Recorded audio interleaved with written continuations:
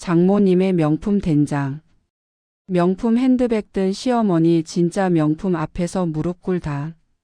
서울 강남의 고급 한정식당. 1인당 30만 원이 넘는 코스 요리로 유명한 곳이었다. 오늘은 이곳에서 최준호와 한지수의 상견례가 있는 날이었다.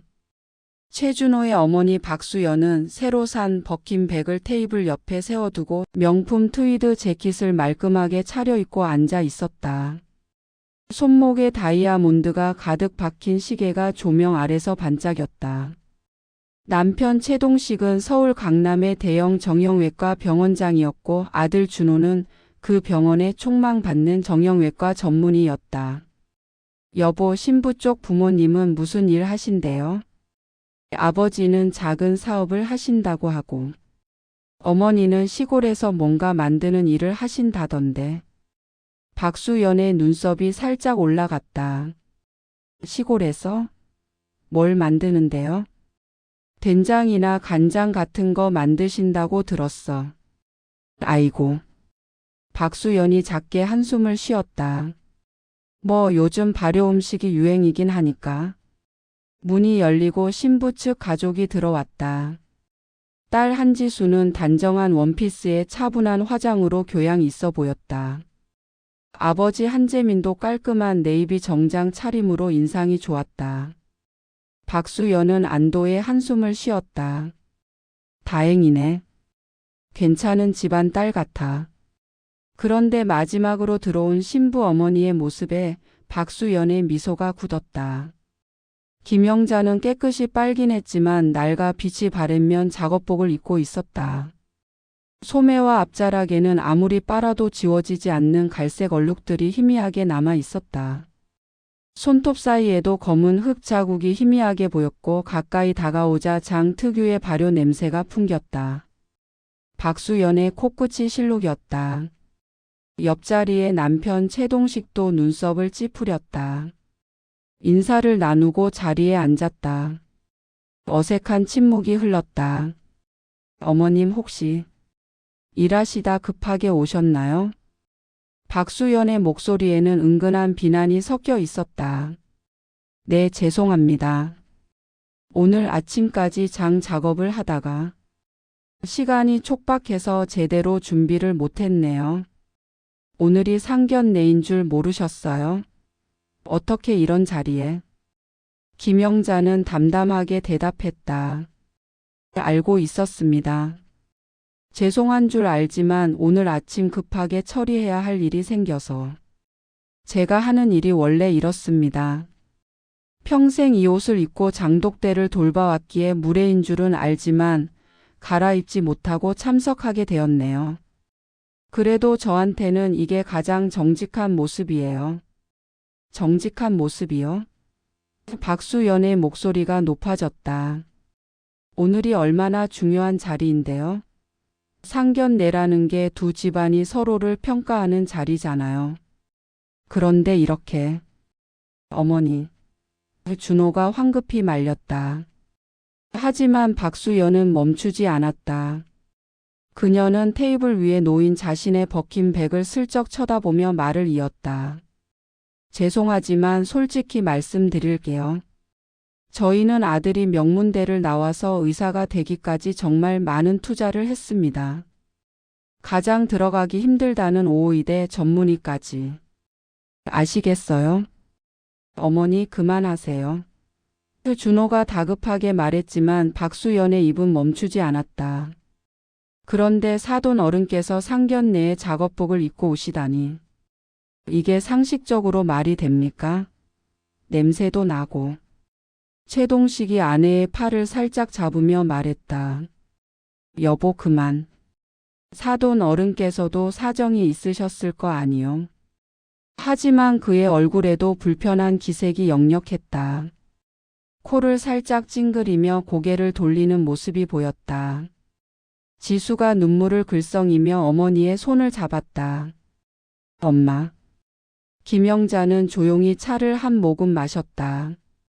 그녀의 눈에는 분노나 슬픔보다는 깊은 안타까움이 담겨 있었다. 사돈 어른, 제 옷이 누추해 보이시나 봅니다. 하지만 이 옷에는 제 30년 인생이 묻어 있습니다.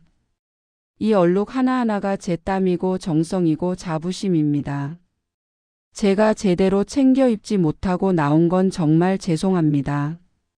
하지만 말씀이 지나치시네요. 박수연이 비웃듯 말했다. 자부심이요? 이 서울 한복판에서 이런 고급 레스토랑에서 작업복 입고 오신 게 자부심이에요? 우리 아들 친구들 부모님들은 다들 교수, 변호사, 기업인들인데 만약에 결혼하면 친척 모임에서 뭐라고 소개를 하죠? 우리 사돈은 시골에서 된장 만드세요라고요? 어머니, 너무 하시잖아요. 준호가 버럭 소리쳤다. 뭐가 너무해? 엄마는 내 미래를 생각해서 하는 말이야. 지수 씨는 좋은데 솔직히 집안이. 박수연은 한숨을 크게 쉬며 일어섰다. 죄송합니다만 저는 이 결혼 반대합니다. 격이 너무 안 맞아요. 우리 아들의 미래를 위해서 이 결혼은 여기서 정리하는 게 맞다고 봅니다. 여보 가요. 더 이상 시간 낭비할 필요 없어요. 박수연은 벗긴 백을 들고 남편의 팔을 잡았다. 두 사람은 자리에서 일어나 식당을 나갔다. 남겨진 자리에는 침묵만이 흘렀다. 지수는 눈물을 흘렸고 준호는 고개를 숙인 채 정말 죄송합니다. 죄송합니다. 라고 되풀이했다. 김영자는 조용히 남편 한재민의 손을 잡았다. 그리고 딸을 바라보며 조용히 말했다. 지수야. 엄마가 미안하다. 오늘 아침 정말 중요한 일이 급하게 들어와서 내 상견례를 이렇게 망쳐버렸구나. 지수가 눈물을 닦으며 고개를 저었다. 아니에요, 엄마. 엄마는 잘못 없어요. 김영자가 딸의 손을 꼭 잡았다. 엄마가 옷을 제대로 준비했어야 했는데. 하지만 지수야, 언젠가 준호 어머님께서도 오늘의 사정을 아시게 되면 이해해 주실 거야. 엄마가 미안. 3일이 지났다. 박수연은 여전히 상견례 날의 일을 생각하며 흡족해했다. 주말 골프 모임에서 친구들에게 자랑스럽게 말했다. 내가 딱 잘라 말했어. 격이 안 맞다고. 우리 준호 같은 애가 시골에서 된장 만드는 집안이랑 결혼하면 되겠어? 잘했어, 수연아. 요즘 애들은 사랑 타령하지만 결혼은 집안끼리 하는 거야. 그래, 그대로 며느리 들였잖아. 평생 후회해. 결혼 더 진행하기 전에 이 정도로 끝냈음 다행인 거야. 그날 저녁 9시. 박수연은 피곤한 몸을 소파에 눕혀 리모컨을 집었다. 항상 챙겨보는 저녁 뉴스 시간이었다. 다음 소식입니다. 앵커의 목소리가 들렸다.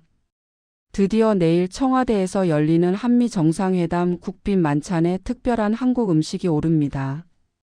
바로 전통 방식으로 3년간 발효시킨 된장과 간장입니다. 박수연은 별 관심 없이 휴대폰을 만지작거렸다. 이번 만찬의 메인 소스를 담당하게 된 분은 경북에서 3대째 전통장을 만들어 온 김영자 장인입니다. 청와대로부터 급작스럽게 요청이 들어왔지만 김 장인은 단 하루 만에 최상품을 선별해 납품했습니다. 김영자? 박수연의 손이 멈췄다. 그녀는 천천히 고개를 들어 TV를 바라봤다. 화면에는 수백 개의 장독대가 줄지어 있는 모습이 나왔다. 그리고 그 사이를 걸으며 하나하나 정성스럽게 뚜껑을 열어보는 한 여인. 땀을 흘리며 미소 짓는 그 얼굴. 박수연의 눈이 커졌다. 저 사람. 그녀가 상견례에서 모욕했던 바로 그 사람이었다. 리포터의 목소리가 이어졌다. 청와대로부터 급작스러운 연락을 받은 김 장인은 새벽부터 준비에 들어갔습니다. 800개가 넘는 장독대를 일일이 점검하며 최상의 장을 선별하는 작업. 결코 쉽지 않은 일이었습니다. 화면에는 새벽 어둠 속에서 손전등을 들고 장독대 사이를 오가는 김영자의 모습이 나왔다. 박수연의 얼굴이 굳었다. 새벽부터 800개를? 화면에는 김영자가 인터뷰하는 모습이 나왔다. 딸아이 상견례가 있는 날이었어요. 하지만 국가의 요청인데 소홀히 할 수 없었죠. 딸은 이해해줬습니다. 제 일의 가치를 아는 아이니까요. 박수연의 얼굴이 굳었다. 리포터가 계속 말했다. 김영자 장인은 국가무형문화재 후보로 지정될 예정이며 그녀의 장은 이미 해외에서 먼저 인정받았습니다.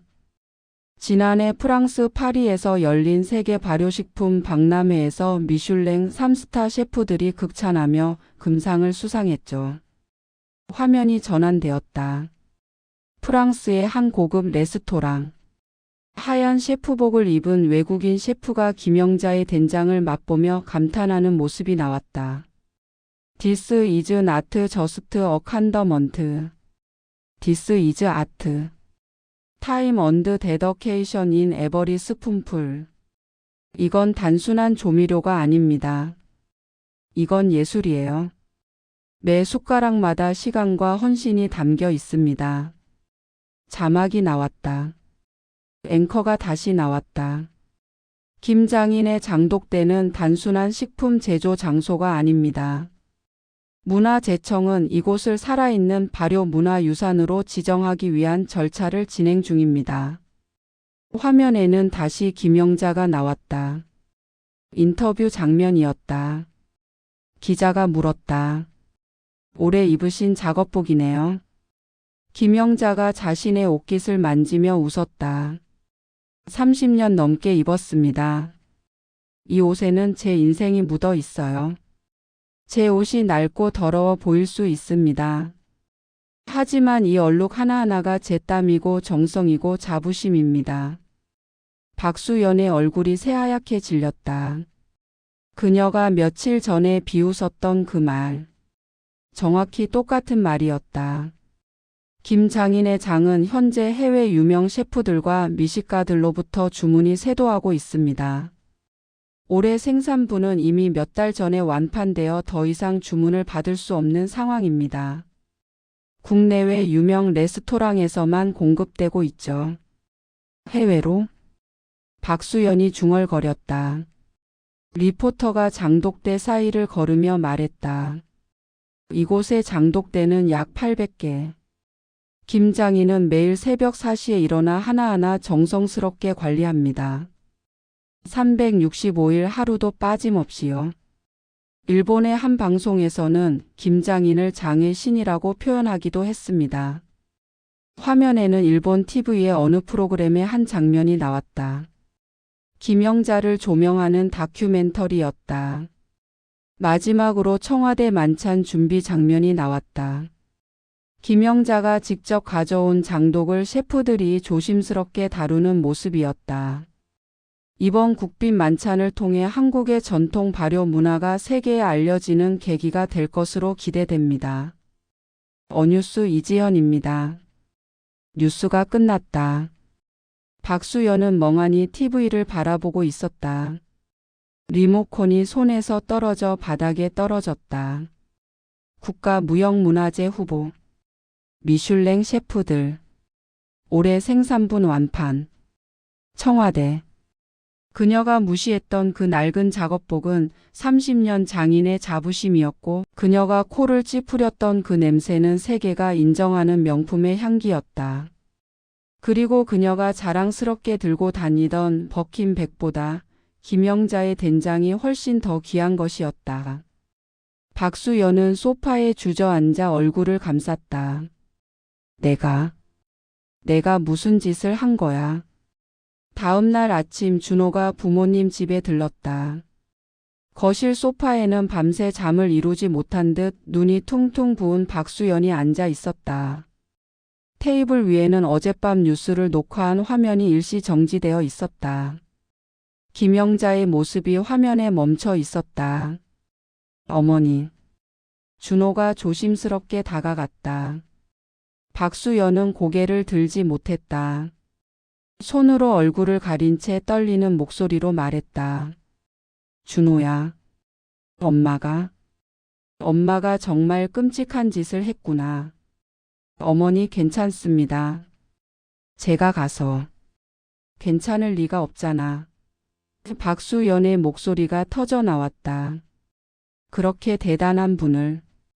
뭘 안다고 내가 작업복이 낡았다고 냄새가 난다고 모욕을 했어. 격이 안 맞다고. 시간 낭비라고. 어쩌면 좋니 정말. 눈물이 볼을 타고 흘러내렸다. 준호가 어머니 옆에 앉았다. 어머니, 저 오늘 지순의 댁에 내려갑니다. 장모님께 직접 사죄드리고 다시 한번 결혼 허락을 구하겠습니다. 박수연이 고개를 저었다. 안 돼. 엄마가 한 짓인데 내가 왜. 어머니께서는 몰랐던 거잖아요. 몰랐다고 해서 되는 게 아니야. 박수연이 눈물을 닦았다. 엄마는 평생 명품이라는 것에 집착하며 살았어. 옷, 가방, 시계. 그게 사람의 가치를 보여준다고 믿었지. 하지만 진짜 명품은, 진짜 가치 있는 건. 그녀는 화면 속 김영자를 바라봤다. 저분 같은 분이었구나. 30년을 한 길만 걸으며 새벽부터 밤까지 정성을 다해. 엄마가 얼마나 어리석었는지 이제야 알겠어. 준호가 어머니의 손을 잡았다. 박수연이 결심한 듯 고개를 들었다. 나도 같이 갈게. 엄마가 직접 사죄해야 해. 아니, 내가 가서 무릎 꿇고 용서를 빌어야 해. 어머니. 준호야, 엄마 혼자 보내줘. 아빠한테도 말할게. 내가 저지른 일은 내가 책임져야 해. 박수연은 방으로 들어가 옷장을 열었다.